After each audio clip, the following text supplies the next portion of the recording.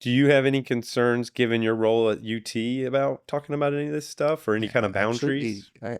I absolutely have concerns. Um, Fulfill for you. I don't have a huge audience, but it'll be out there for yeah. anybody who is interested in listening to it. Well,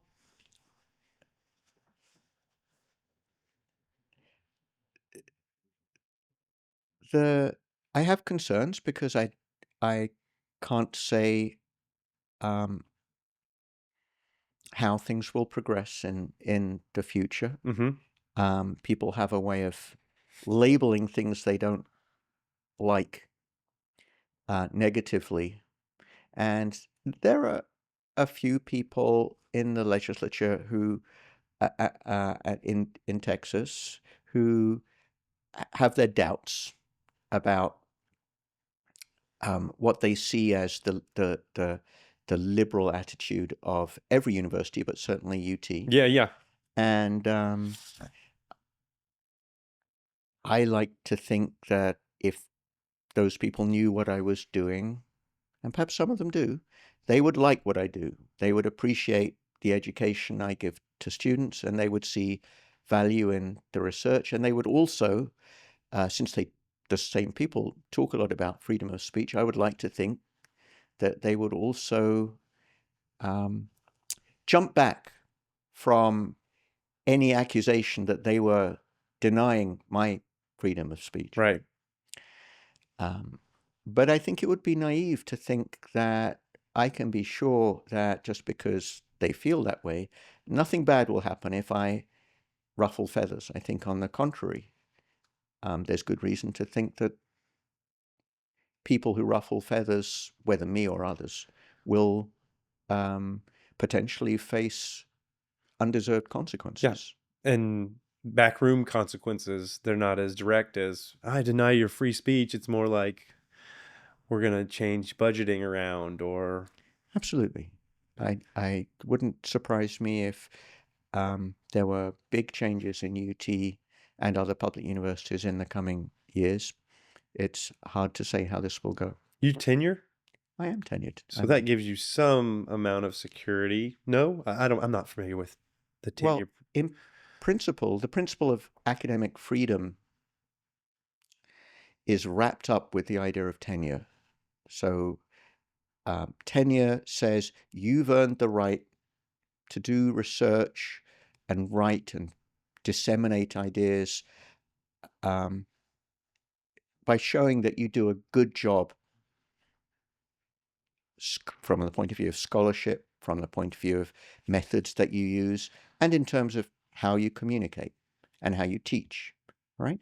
So tenure says you've earned the right to say what you find in public when you do research. Not every one that's tenured ends up getting things right, Mm. to the extent that they're dealing with problems that have a clear right and wrong. Um, I know that to be the case that not everyone says things that are right because we often disagree with each other. Yeah. Yeah. Yeah. So it can't be that we're all right.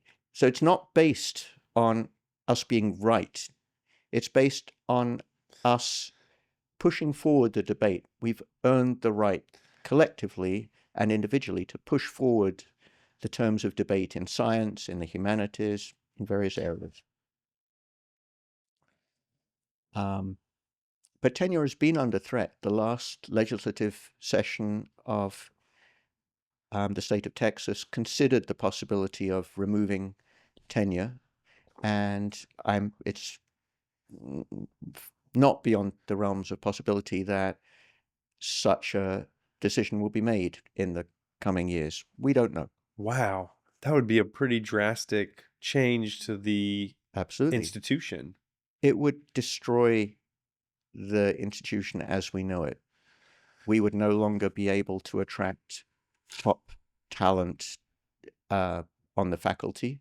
It would have um, a significant effect on both the quality of research in Texas and the teaching in Texas. Now, that's not to say You couldn't hire good teachers who are not great researchers. There are plenty of great teachers out there who are not tenured, uh, some of whom are also great researchers, and some of whom that's not their focus. Right. So there could be a very different vision of a university that didn't center on tenure.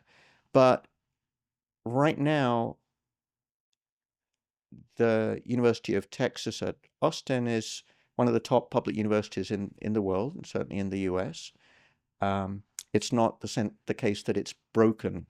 It's rather the case that it's something Texas can and should be proud of. It's written into the Constitution of Texas that it would have an educational institution that would be among the best in the country, And it has it. and it has it.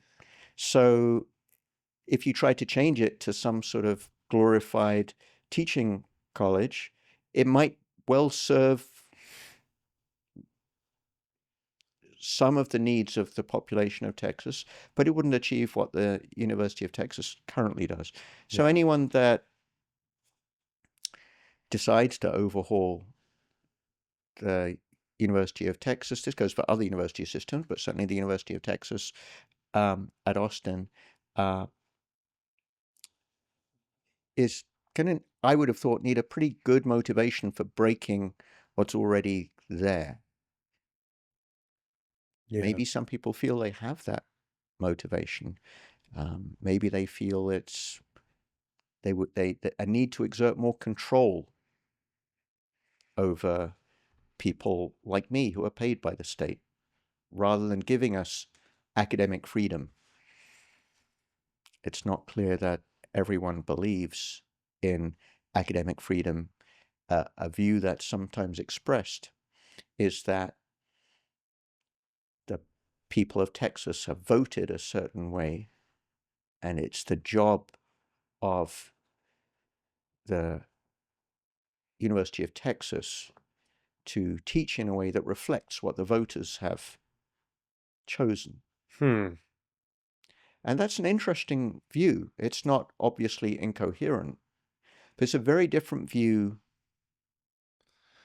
Well, the of school doesn't universities. live within the state, though. The school it lives within an academic universe that incorporates other countries and their research and I other would say it's even broader than that. It's part of a continuous line of institutions going through back. time and Absolutely. location, And so geography. the vicissitudes, the changes in current opinion are exactly the sort of thing that are studied within universities. Historians study this sort of thing.